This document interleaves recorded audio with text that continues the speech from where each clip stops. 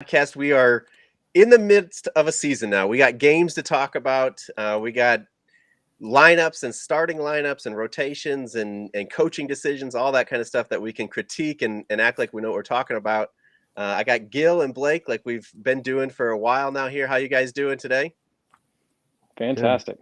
All right, so you guys sound super excited. So we're gonna jump right into it, and we're gonna try to keep this fairly quick, and keep these coming weekly if we can. So we're gonna kind of lump the first three games that have happened in together and just kind of talk about our overall thoughts on the Tar Heels.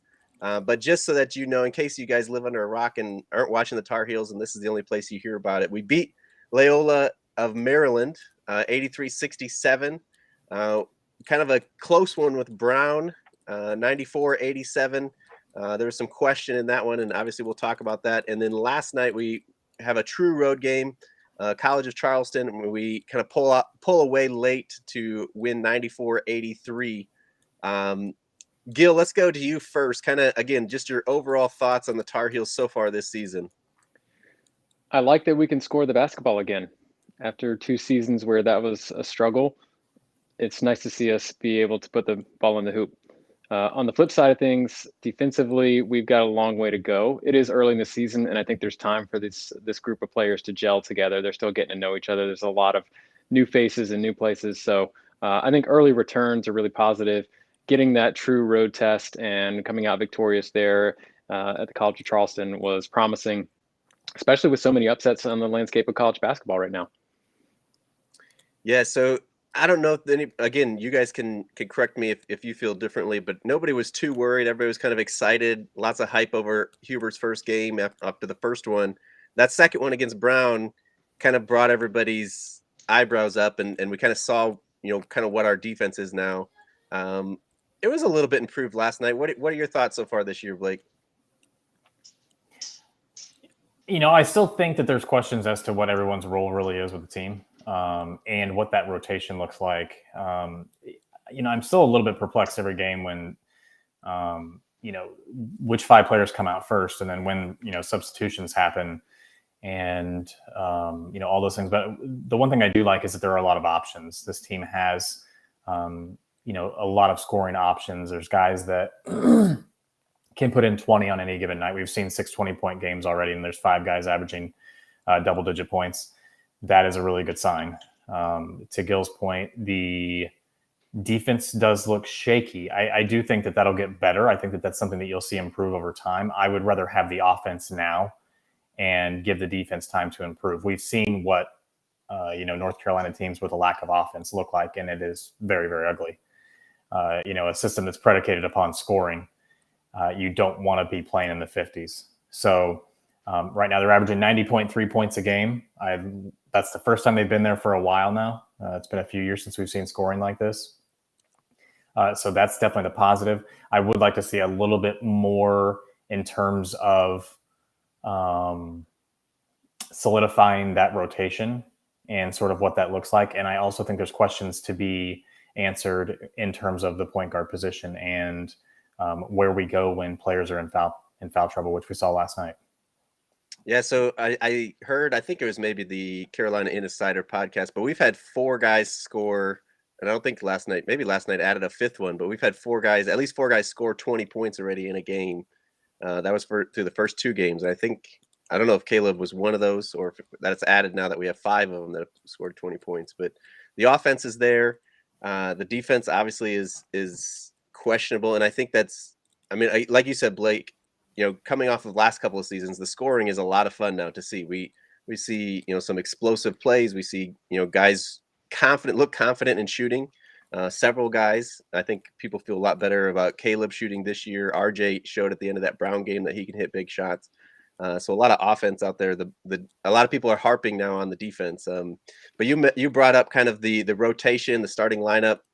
Hubert has kind of said that it's going to be according to defensive grades, and I don't know that anybody in the media really knows how they grade it or what the grades kind of go on defensively. It's just how UNC grades defense. Those become the starters for the next game. But Gil, what do you think about kind of the starting lineup, the changes that we're going to kind of see throughout this year, And then the rotation. I know in our group chat we've kind of talked about the rotation and stuff. Give us your thoughts on that stuff. Personally, I don't like a rotating starting lineup. Now, early in the season, I understand you're still, figuring out who's capable of what. And so that makes a little bit more sense to me. But if it continues throughout the season and doesn't solidify, that concerns me a little bit. It makes me think back to, unfortunate things that have happened to Tar Heel teams of the past that had a rotating starting lineup. So I'm not the biggest fan of that. I'd rather it be set. And I think we're starting to see who's emerging as, to me, like Manic is really showing how seasoned he is and that he deserves to be in that starting lineup. The two guards, I think they've obviously shown that they're capable of playing well together and can provide us a spark as they did in the second half last night against College Charleston. And of course, Baycott's penciled in there. So it seems to me that Hubert favors Leaky, and Leaky is settling into a role that we've all desired for him over the past several seasons, where he's looking to facilitate, he's looking to play, stand-up defense, contribute, stuff the stat sheet, but not necessarily look to scoring as the second or third option for him when he gets the ball. So I'm okay with that, and I'd rather see that be the set starting lineup.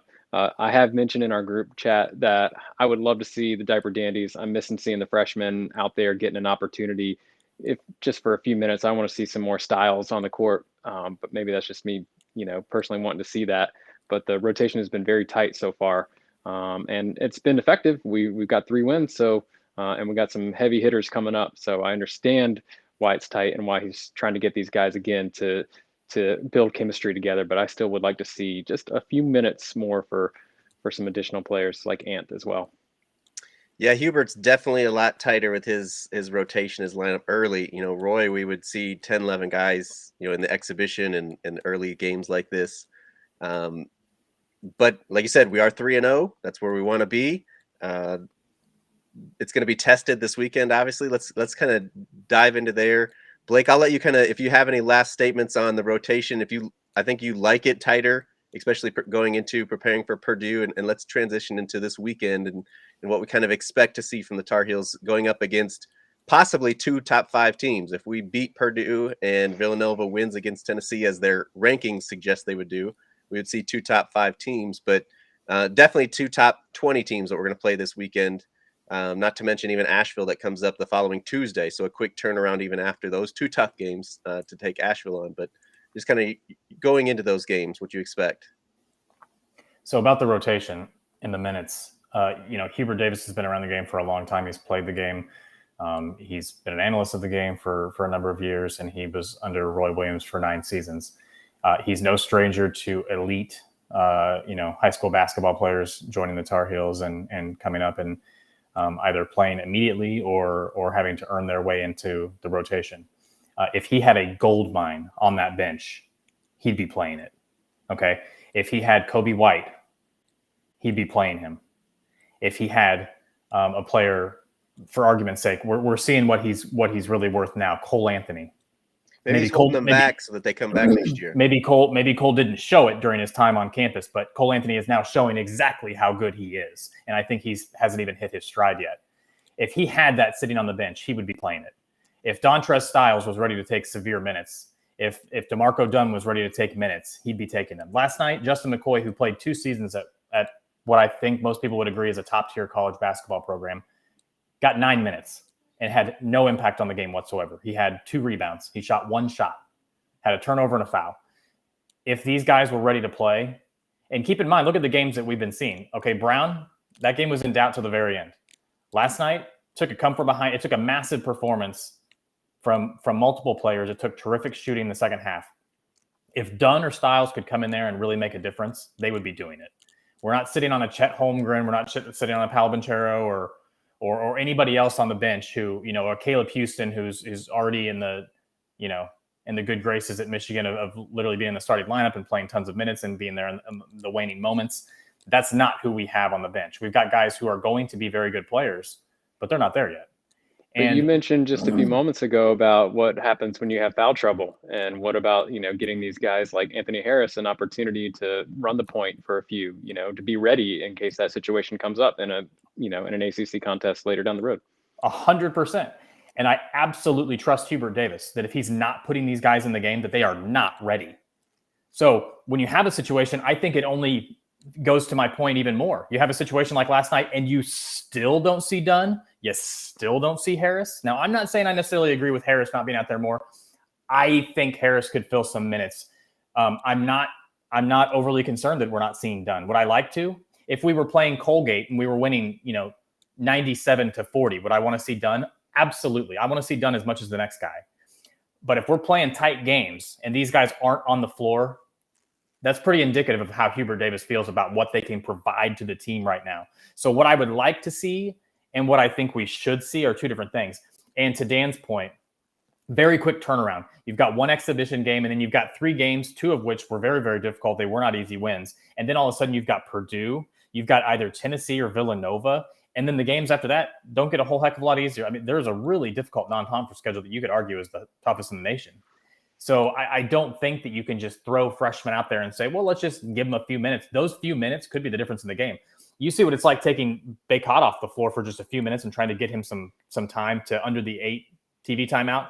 I was like counting the seconds and I was like, this is the longest minute of my life. Get him on the court. So, I don't love what we're seeing when there's issues with foul trouble between Love and RJ Davis. And I would love to stratify their minutes a little bit better because I don't really want to see Leaky take 4, 6, 7, 8 minutes of lead guard time. But maybe that's something that we'll see progress as we go. But, I know that in a game like Purdue, we all expect Purdue to be a very, very good team. Villanova has shown to be a very good team. I expect Villanova to be the team that will play the following day, assuming we come out with a win against Purdue. I don't think you'll see even a guy like Justin McCoy get a whole lot of minutes. I think you're going to see a very tight rotation. Yeah, so I was thinking about it. So I think one of the announcers even said, somewhere I was listening anyway, had kind of mentioned Purdue's really big. Their big guys are kind of their strength. They're going to go inside. They're going to pound. And Baycott's fouling or his defense is going to be either proven very well or we're going to kind of see that he could get in some foul trouble fairly easily. And then we go, again, if we were to play Villanova, they're a really small team. If you watch that game, I don't know if you guys stayed up and watched that UCLA game, but they're small. Obviously, they're very skilled and they're a good team, but completely different styles. So that would test us in another way. Gil, what do you kind of see coming out of this weekend or kind of our matchups here with Purdue and either Tennessee or we haven't talked really about Tennessee, but our at least matchup with Purdue coming up?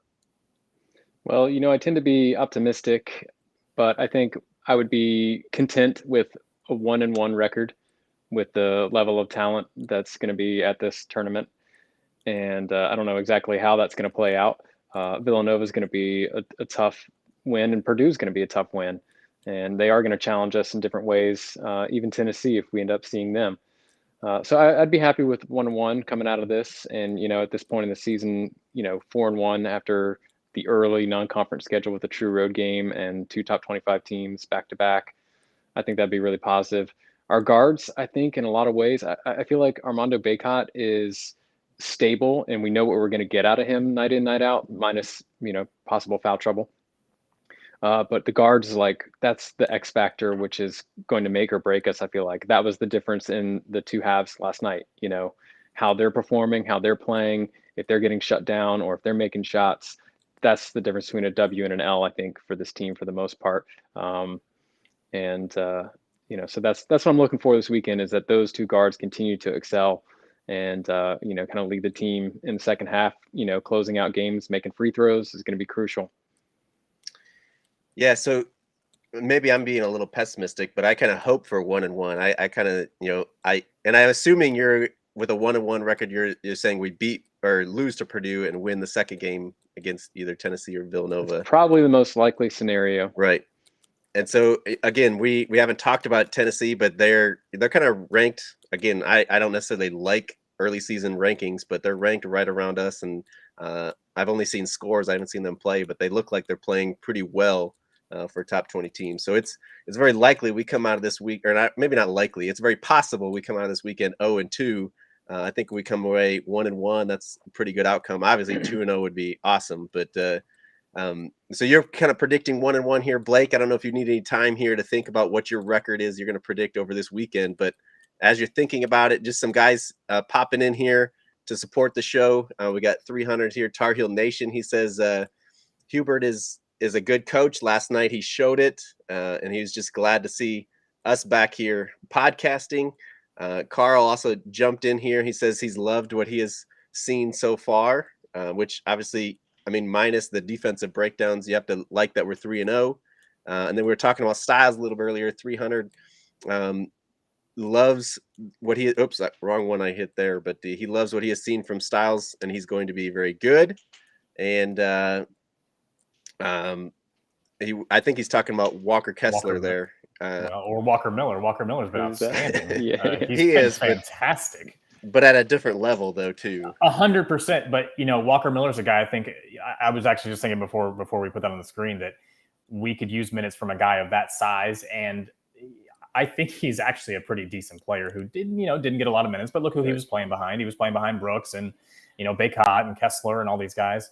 But he's certainly a guy that would have been nice to eat up some minutes in the post this year. When I say, and to this point in the season, it looks like we'd rather have Walker Miller than Walker Kessler. I mean, Kessler hasn't been putting up minutes or putting up stats at Auburn. So, and then Carl says he's not sure we win the game against Brown or Charleston in the last few years. I've seen a few people say that over the last night for sure, that they didn't think we'd win that game at Charleston if Roy was still coaching or if it was last year's team or last couple years' teams. But Blake, kind of take us out here. What do you think happens this weekend? Give us kind of a prediction of your record as coming out of this weekend.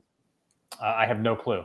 I would love to see them come out and just play tenacious defense from the start. If they can do that, I think that changes the trajectory of the whole weekend. I think this team has a lot of resolve that, to the point of I have seen that comment that this team, the last couple of years wouldn't have won games, against Brown and College of Charleston. I tend to agree because those teams, and I'm not putting down on Roy Williams at all. Those teams weren't incredibly cohesive. They didn't have a tremendous amount of tenacity and resolve, especially when adversity struck. When games got tough, they usually kind of folded. So I do love where this team is at in terms of their heart and their spirit and stick-to-itiveness. When things get tough, they don't just fold, they continue to push. A lot of that, I think, is Caleb Love. I think Caleb Love is terrific out there in terms of his ability to be a leader. I think he's terrific in terms of what he provides energy-wise. He's being aggressive offensively, which is great. Taking it to the basket, that's exactly what you want. And I didn't love his shot selection at all times. I think that's something that he will get better about, but I also know he's got a green light and he's a guy that's going to shoot. And, even though he wasn't his most efficient self last night, he still knocked out a whole bunch of free throws, especially in the second half, that were big time. And he's a guy that, I even mentioned on Twitter last night that I don't think teams are going to want to foul him in the waning moments of the second half because he's a guy that goes up to the free throw line thinking that he's going to hit it. So in terms of this weekend, I think 1-1 would be a successful weekend. 2-0 would be great. I think 0-2 would obviously, I think however they lose those games, if they're really tight games and you think, we watched them lose a couple of games by a combined 5 points, we're on the right track. On the other hand, if they lose games like we've seen them lose early season games over the past couple of years where they lose by 30, well, then the problems obviously present themselves quite clearly in those situations. But I think they'll play tough, close, hard games. Predicting what those will be, I don't know. Purdue's a very good team, but it's still early. We saw Oregon get absolutely boat raced last night. We saw Michigan lose. So we still don't know what a lot of these teams are. By the end of the season, Tennessee might be the top 10 team and Villanova could tank and Purdue could be the 40th best team in the country. So I think we'll find out a lot. I'll say that. Yeah, and like I said, you kind of said this, but if we're competitive, I think that's what we kind of hope for this weekend, more than even wins and losses. If we're sticking with those teams and we're improving on defense and making those kind of adjustments. But all right, so I think we've covered it. Just quickly as we're going out here, the Purdue game that we talk about is Saturday, November 20th, 4 p.m. Eastern tip on ESPN News. And then on Sunday, we play, like we said, Villanova or Tennessee. It'll be, again, obviously, depending win or lose, it's either 1 or 3:30 Eastern. And it says either ABC or ESPN. And then we turn around, and that Tuesday, we play UNC Asheville back in Chapel Hill. The TV says RSN, so we'll kind of see what that means. And that is a 7 p.m. Eastern tip for that game. So thank you guys for watching, for supporting. And, I've kind of thought I would love to kind of get on YouTube, do kind of a post game, especially for some of the bigger games, do a post game show and stuff. Leave in the comments or hit us up on Twitter. Let us know if you would tune in and even come on camera and join us, any of that kind of stuff. But as we go out here, just a few more comments from Christian Bond says defense is looking ugly. If you're into sports betting, always take the over on the opponent's team total. Hopefully that changes, but as of now, that's proven true. Carl says, should Manic or Garcia start? We're going to hold off on that one. We'll kind of see how the weekend goes, and maybe we'll come back to the starting lineup. But we'll we'll come back to that. So thank you guys for joining in, for supporting the podcast, and keep sharing it with your friends and family. But until next time, go Heels.